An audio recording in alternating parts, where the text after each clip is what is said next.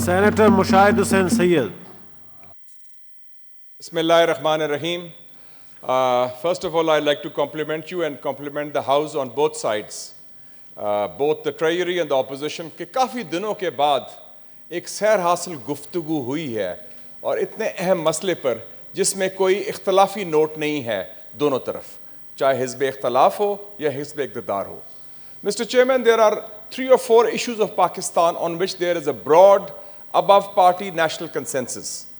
Kashmir, Palestine, the nuclear program, and CPEC.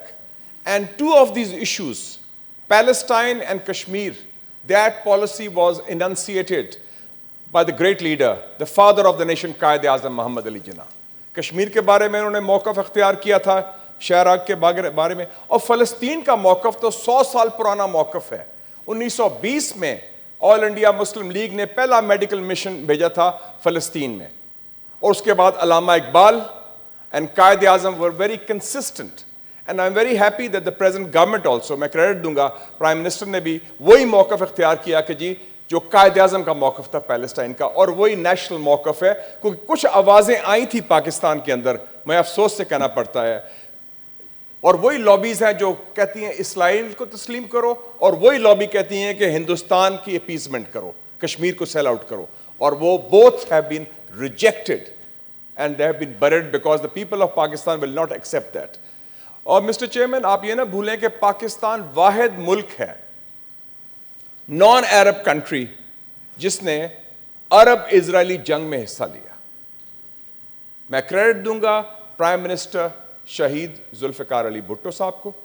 اکتوبر 1973 میں Pakistani pilots لڑے, group captain ستار تھے, 2 اسرائیلی جہاز گرائے تھے انہوں نے اکتوبر 73, اور انہوں نے حافظ الاسد کو کہا کہ اگر دمشق کو خطرہ ہوا تو میں آرمڈ بریگیڈ بھیج دوں گا دمشق کے دفاع کے لیے.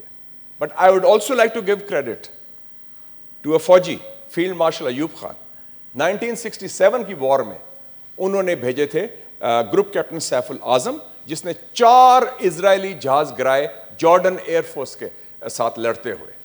67 کی جنگ میں بھی ہم نے حصہ لیا, 73 میں بھی حصہ لیا. So we have a strong history and a commitment to that cause. And 4 ممالک اس وقت ہیں جنہوں نے سٹینڈ لیا ہے اس کے اوپر, پاکستان, ٹرکی, ایران اینڈ قطر. اور میں سمجھتا ہوں بڑی کریڈٹ کی بات ہے, کل قطر کے امیر نے بہت بڑا فیصلہ کیا, امیر شیخ تمیم نے, ینگ آدمی ہے, ساری دنیا اس کے خلاف ہوئی تھی, اس نے مقابلہ کیا. کل اسماعیل ہانیہ جو لیڈر ہے حماس کا, اس سے اس کی ملاقات ہوئی ہے. اس نے اس کو پہلی دفعہ اجازت بھی دی, قطر میں جلوس نکالا قطریوں نے, اس کو کہا اس سے اسپیچ کریں, آپ بتائیں عوام کو.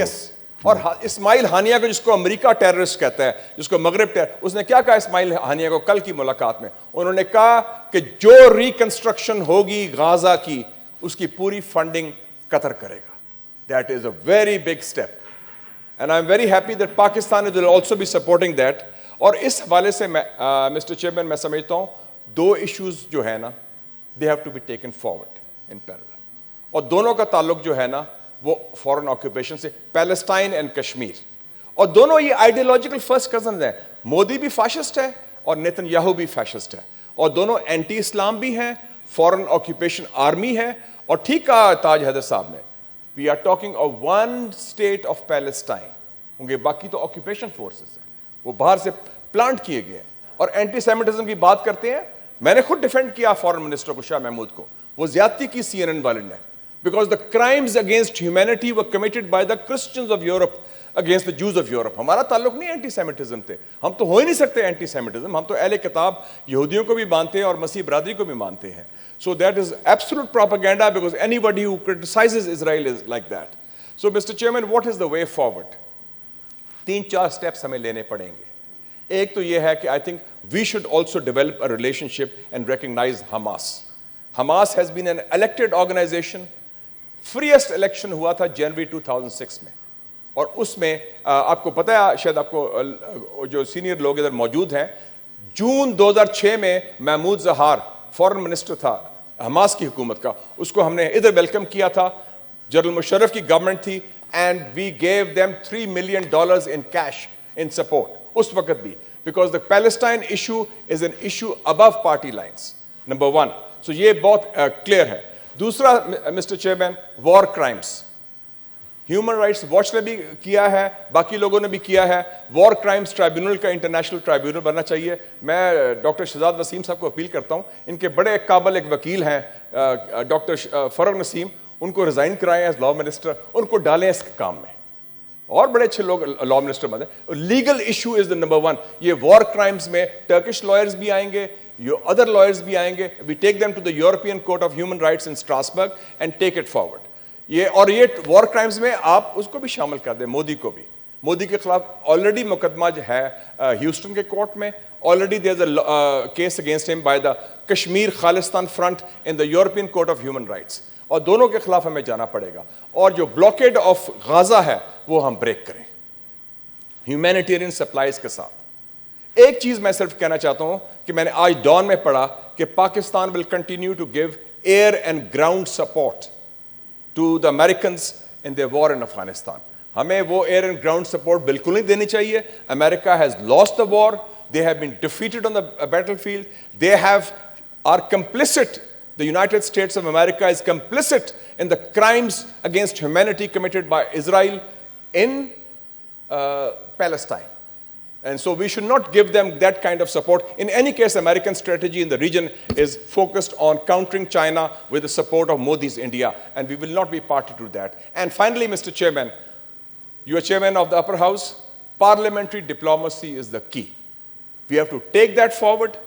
اور اس میں ایشو جو ہے, نہ یہ لیفٹ اینڈ رائٹ کا ایشو ہے, نہ گورنمنٹ اور اپوزیشن کا ایشو ہے, نہ کسی پولیٹیکل پارٹی کا. It's a national issue, because کل کو وہی اسرائیلی لابی, وہی لوگ جو ہیں, they are ones who attack our core national interest. So we salute the Palestinian resistance. We salute whether it's Mahmoud Abbas in Jerusalem, whether it's Hamas in Gaza. اور آپ نے دیکھا کہ 2 جنگیں ہوئی ہیں پچھلے 15 سال میں. ایک حزب اللہ کے خلاف 2006 میں 34 ڈیز انہوں نے مقابلہ کیا, اور یہ جنگ 11 دن چلی, اور حماس نے politically, morally, legally they won the war against Israel. And Americans نے کیا کیا, $735 million worth of arms ان کو بھیجے, اور 17 ہاسپٹل انہوں نے ڈسٹروائے کیے ہیں. And I would recommend, Mr. Chairman, you lead a delegation of solidarity with Palestine. We join hands with Turkey, with other like-minded countries. قطر کے ساتھ مل کے ہم جائیں, غزہ جائیں ہم, اور ادھر جا کے ان کے solidarity express کریں, اور we go with relief goods, because this is an issue for Pakistan. Thank you very much. Thank you.